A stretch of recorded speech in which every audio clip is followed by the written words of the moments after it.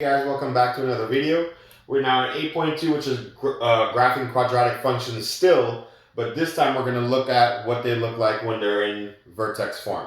So on the right side, I have some notes that we need to go over before we actually go over this example. So let's look at those notes first.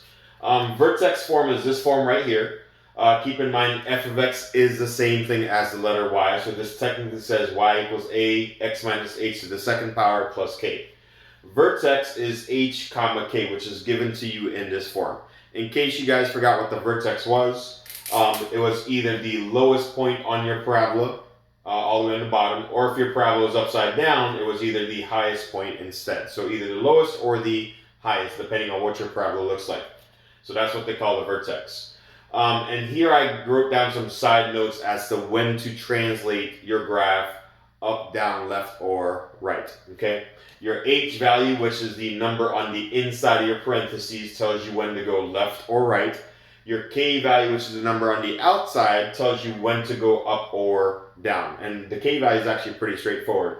If your k value is positive, you're going to go up that many spaces. If it's negative, you go down that many spaces. The one to watch out for is your h value. Now, if your h value moves left and right, you would think that the negatives go to the left, because that's where your negative numbers are on the number line. And if they're positive, you go to the right. But according to these notes, for a negative, you actually go right, opposite direction. And for a positive, you actually go left, again, opposite direction.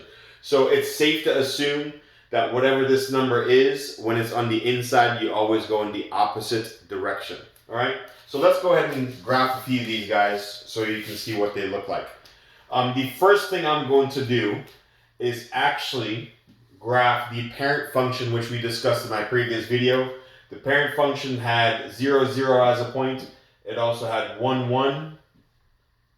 And I believe it also had negative 2, 4 and positive 2, 4 as well. So what I graphed really quickly just now was what they call the parent function, which is x squared. The parent function doesn't have any numbers attached to it. And as you can see for a and b, they actually have numbers attached to the x squared. So we need to figure out how those numbers change this graph. All right. The first thing and the most important thing is to identify if this number negative 4, if it's the h value or the k value. Now remember what I said, the h value is on the inside of a parentheses. If you look at this negative 4, it's not on the inside of a parentheses. That means it must be my k value, what I call the outside value, as in outside of your parentheses. So this is my k value, okay? So if it is your k value, according to my notes, your k value either moves up or down. If it's positive, it goes up. Negative, it goes down. Well, let's check.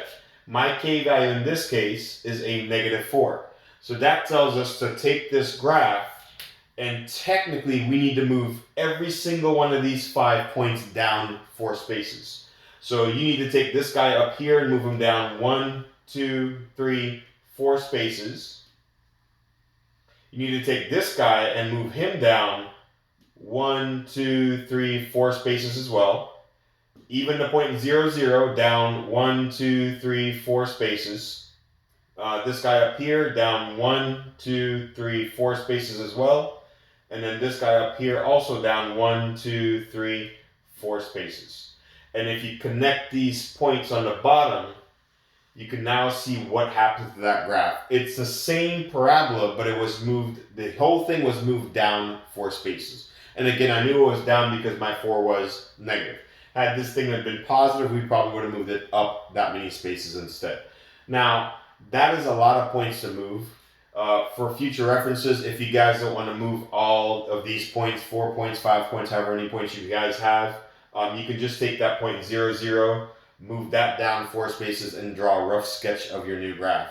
And that should be enough to tell you guys what the correct answer is on any test or any sort of assessment. All right. Now let's go ahead and try out part B. Again, we need to identify if this thing is your h value or your k value first. While your h value is on the inside of a parentheses, this number is not on the inside of a parentheses. That tells me right there that this thing is your k value again, right? And this time your k value is positive. Oops, I pointed the h value. Positive right here. So positive means you go up that many spaces. So again, first thing I'm going to do is draw my parent function real quick.